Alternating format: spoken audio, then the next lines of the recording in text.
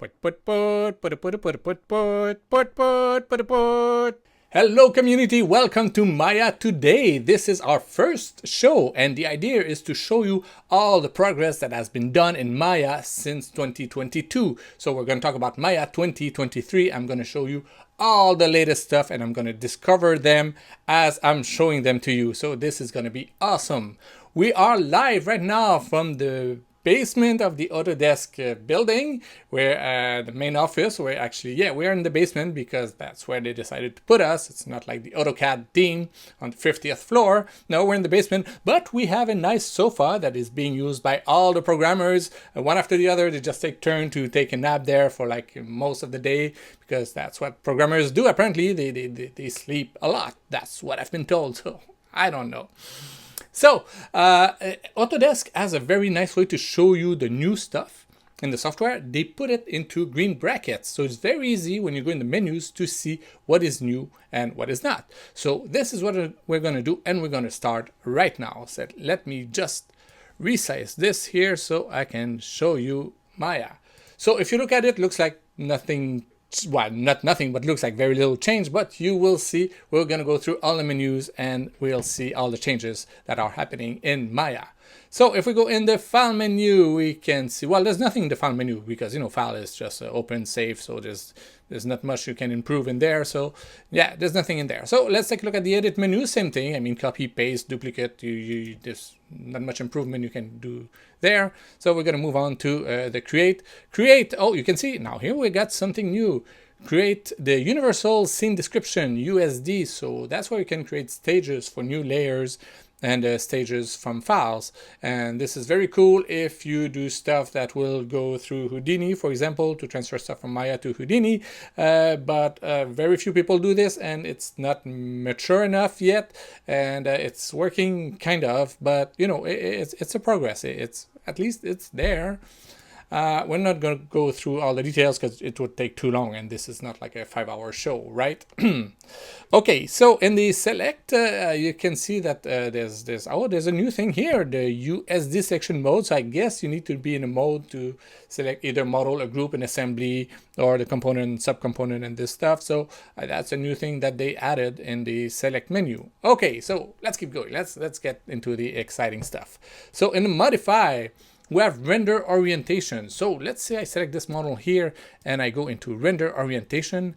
I can change, instead of rotation X, Y, Z, to any other combination.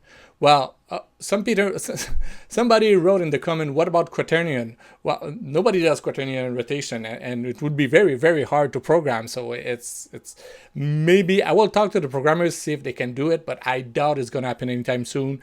Maybe in the next decade it could happen, but right now I don't think it's in the plan to add quaternion rotation into this. So that's one way that you can change the order of rotation if you want it. What else do we have? We were in the we're in the modify menu. So what else is new? Make live. Make live is when you take an object and when you make it live, it means if you create a curve or you draw some stuff, it's going to go straight onto the geometry. And this has been there since the beginning of Maya. And I don't know why they put it green. Maybe it's to make it look like there's new stuff, but actually it's the exact same thing. It's been there all the time. Maybe now they put it in the menu, so that's a new feature? I don't know. Programmers can be very, very funny. Okay, in the display, well, there's nothing in the display, nothing new here. Even if I go in all the sub menus, now you can see there are no changes there.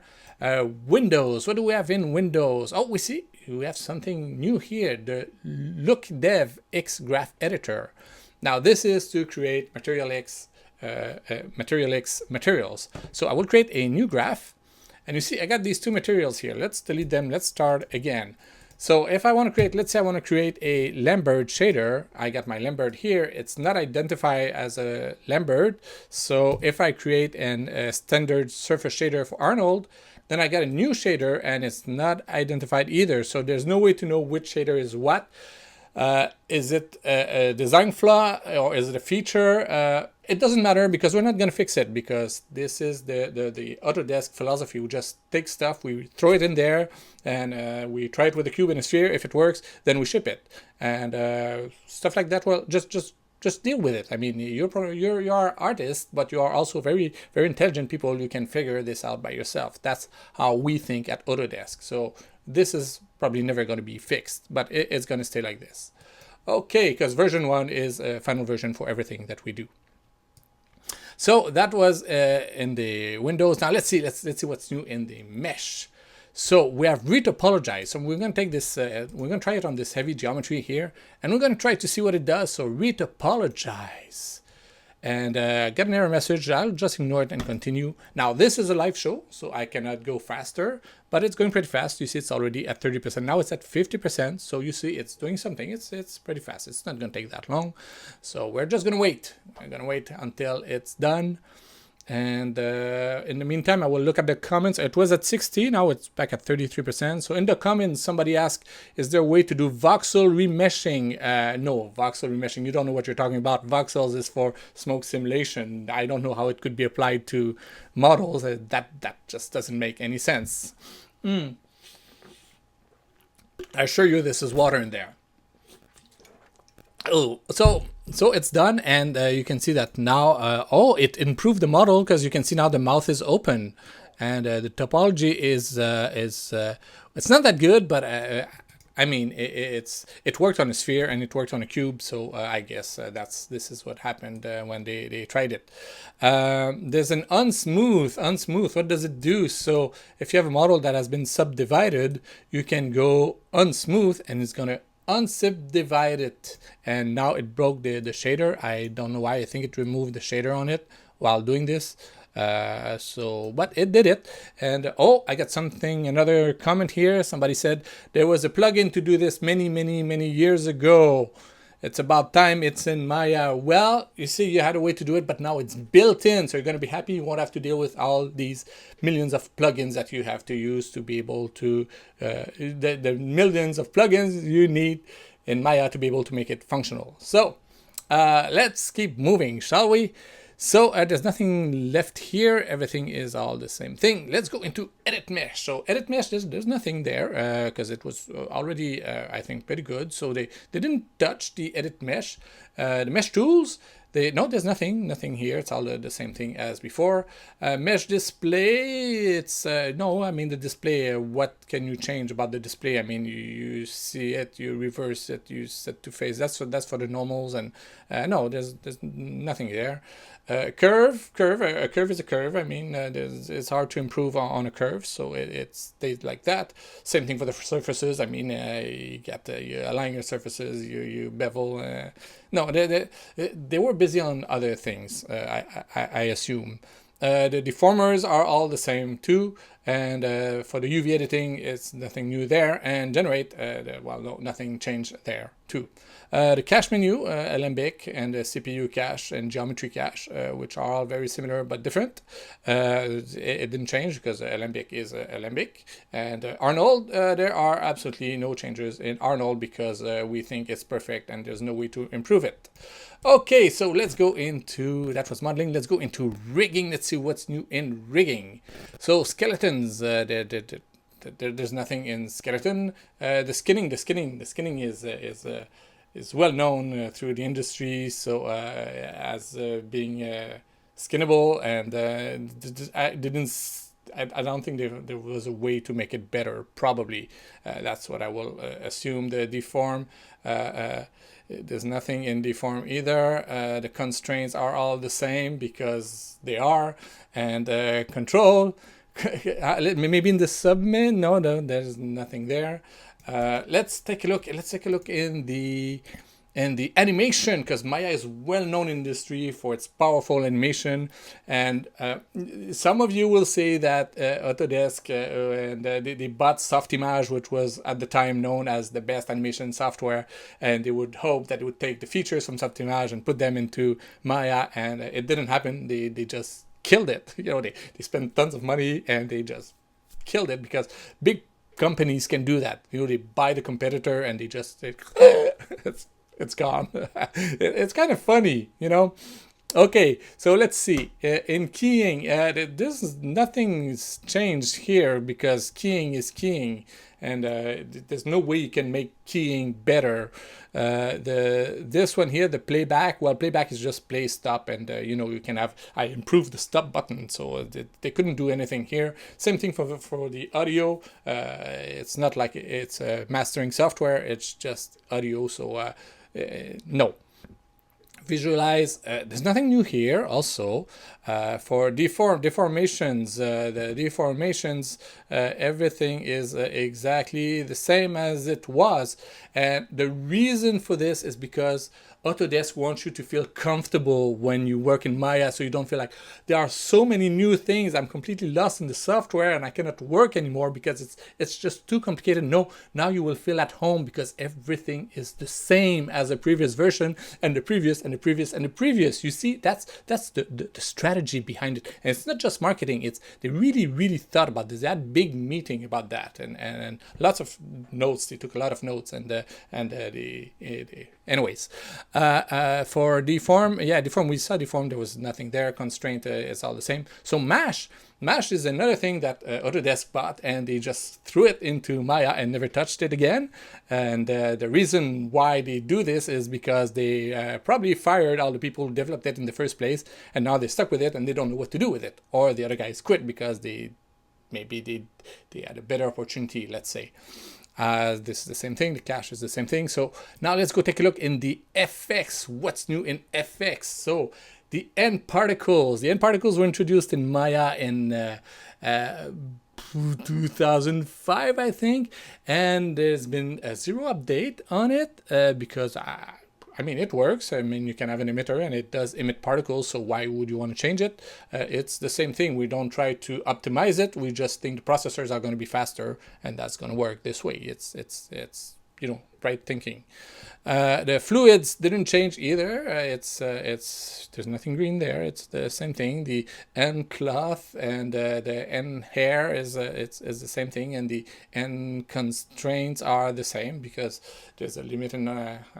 The constraint was probably on the budget. And cache, it's looks the same to me.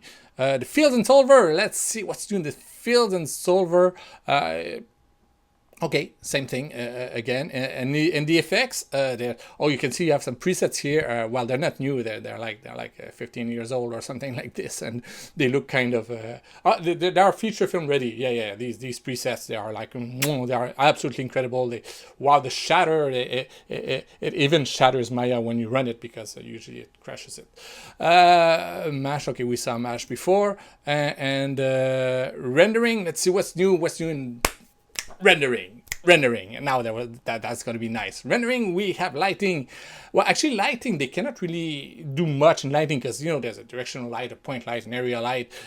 How many different kind of lights you can have in a software? I mean, so there's not much you can do to improve lighting. And textures, it's we have a 3D paint tool that's it's kind of there, but it's. No, rendering is these are all the same settings. So there's no, and tune shader. I don't know why it's still there. I don't know anybody who uses it, but anyway, it's there. So we just leave all the crap there, and that's it. And that's what's new in Maya 2023. Isn't it great? It's awesome.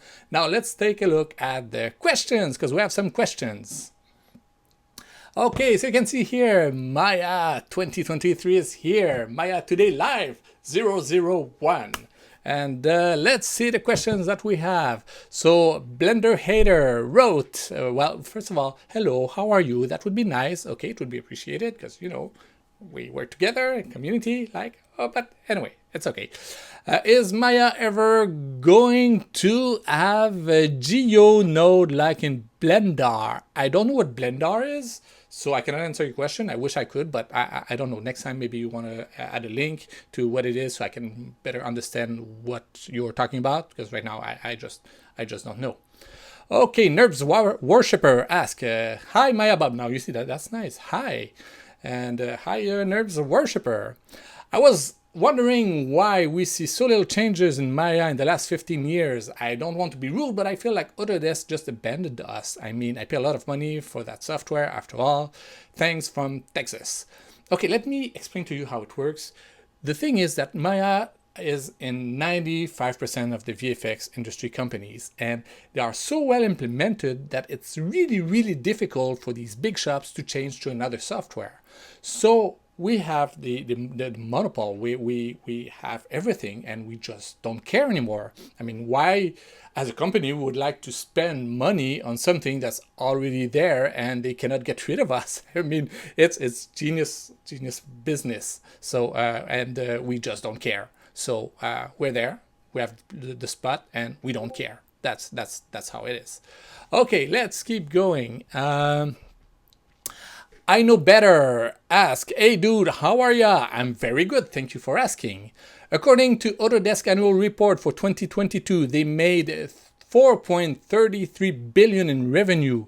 Yet, an open source software like Blender can release 4 updates per year with tons of improvement, while Autodesk is not even capable.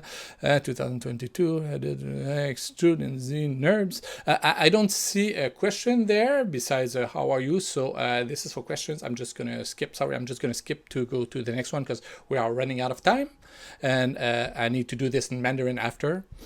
Okay, 3D Newbie wrote, a friend of mine who's been in the VFX industry for 28 years told me that the big VFX shops only use Maya for modeling, rigging, and animation. They use Katana RenderMan instead of Arnold, and they do the VFX in Houdini. They do the log dev in Substance and Mari. Is this why nothing seems to happen on the Maya side? That's exactly it. And as I said before, I just mentioned it, we just don't care. We have the monopoly and nobody's going to take us out of the industry, so we just don't care. Money is just pouring in. People keep paying it as long as they keep paying. What do we care? Easy money. Okay, let's keep moving. Inca Aztec Maya 82 asks, how can I snap an object on a face and get it oriented according to the face's normal? Well, you're asking a lot here. I mean, you're talking about, because in Maya we have snap to vertex, snap to curve, snap to grid, snap to edge, but we don't have snap to face because that would be very complicated for a programmer to have something snap on a surface, because the surface is 3D, a vertex is just a point, the edge is 2D, the grid is 2D, but now you're asking to snap on something, a 3D surface, and also you wanted to orient it to the surface. That would be like crazy programming, and maybe AI one day could program stuff like this, but I don't think it's about to happen in the next maybe 10 years, but maybe it will come one day, but for now you can just forget about it. The last question, let me just move this around. Okay. Hello from Canada, the best country in the world. Well, you know, Canada has a long history with 3D animation, 3D package. There was a company called Alias that was doing a software called Power Animator, and it's been bought by Autodesk, and they just killed Power Animator like they did with Softimage. And Softimage was also Canadian, built, created by a guy in Montreal. And so these big, huge companies, Alias and Softimage, they were Canadian companies, and we just bought them and killed them. Because that's what we do. I mean, you have competition, you have tons of money, you buy them, you kill them, and it's capitalism. That's how it works. Okay, so the question is, are there any chances that end particles, end cloth, end caches, end dynamics get updated? No, because why? No, I mean, it's there, it's working. We never get any complaints from anyone. So if it ain't broken, don't fix it. Or actually, don't fix it. We keep it short, so we just like, don't fix it. It works on a cube, works on a sphere, it's fine. We ship it. And why in 2023 the default render resolution is still 960 by 540? Well, that's because a long time ago when Maya came out in 96, 97, in this area, the computers were not very, very fast, so people work in half resolution of HD, which is 960 by 540, and the guy who actually programmed this did this in a programming language that doesn't exist anymore, and now he's dead, so nobody can fix it because nobody can understand the code. So it's there, and I think it's going to be there forever, even if one day we work in 8K resolution. So yeah, it's going to stay like this. So That's it for Maya today. That was our first show. I hope you enjoyed it. And come next year, we're going to have an update on Maya 2024. And it's probably going to be very short. Okay, thank you. Bye-bye.